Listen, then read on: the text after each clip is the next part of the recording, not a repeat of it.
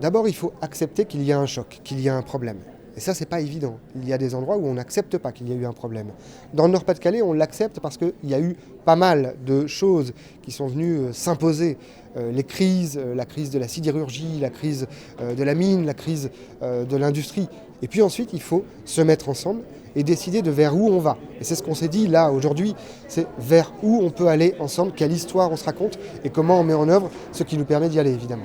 Je pense qu'il y a des tas d'acteurs culturels, sociaux, éducatifs, des politiques publiques qui font de la résilience aujourd'hui en Nord-Pas-de-Calais, mais qui ont besoin qu'on leur redise et qu'on remette des mots nouveaux, qui veulent dire des choses anciennes. Et donc le terme résilience en fait partie, évidemment. On ne prend pas certainement suffisamment le temps de regarder, comme je le disais tout à l'heure, d'où on vient pour savoir où on va. Il n'y a pas que l'histoire du bassin minier, il y a l'histoire du XVIIIe siècle, du bâti du XVIIIe siècle. Il y a l'histoire de Douai qui était une grande ville commerçante, une ville drapière, etc. Ça, on l'a complètement oublié. Donc on a effectivement sans doute un besoin de reconstruire le vrai récit, je vais dire, de la ville de Douai et du Douaisis en règle générale, au milieu de son environnement, aux étapes différentes. Ça, je pense que ça manque effectivement cruellement. Ça stimule les gens pour trouver des réponses, pour trouver des solutions, pour se poser la question de vers où ils veulent aller en fait. Pour inventer quelque chose de mieux qu'avant.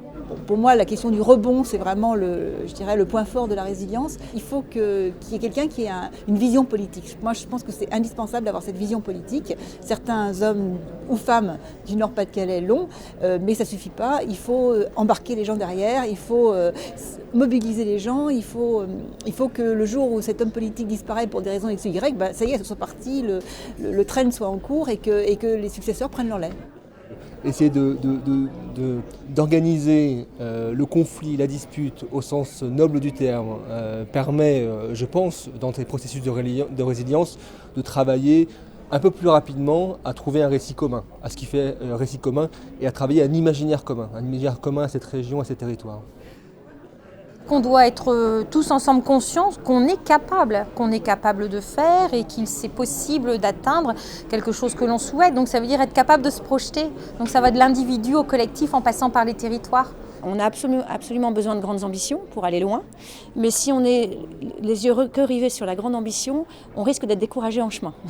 Alors que si on a une grande ambition, mais qu'en même temps on se met des petites étapes, avec des petites évaluations, on se dit ça y est, j'ai franchi ça, on continue d'avoir la même direction et probablement qu'on y arrive mieux que si on n'est que avec le regard au loin.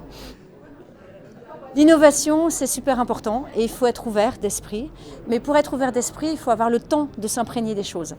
Et parfois, on veut aller trop vite. Et effectivement, il ne faut pas avoir peur pour innover, il ne faut pas avoir peur d'être décalé et d'être bousculé dans les préreçus. Ça se fait par l'éducation, ça se fait par une série de processus, de mesures. Moi, j'aime bien parler de capillarité.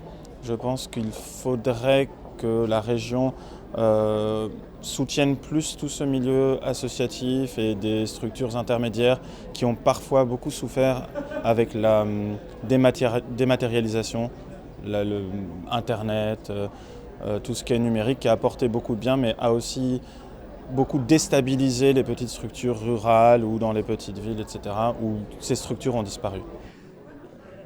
Il ne faut pas penser qu'à un moment on sera sorti des crises ipso facto complètement et que ce sera merveilleux. Non, non, le chemin est aussi important que l'endroit où on va, donc il n'est pas forcément nécessaire d'accélérer de trop sur un chemin. L'important c'est comment il est le chemin, avec qui on est sur le chemin et si on sait vers où on va.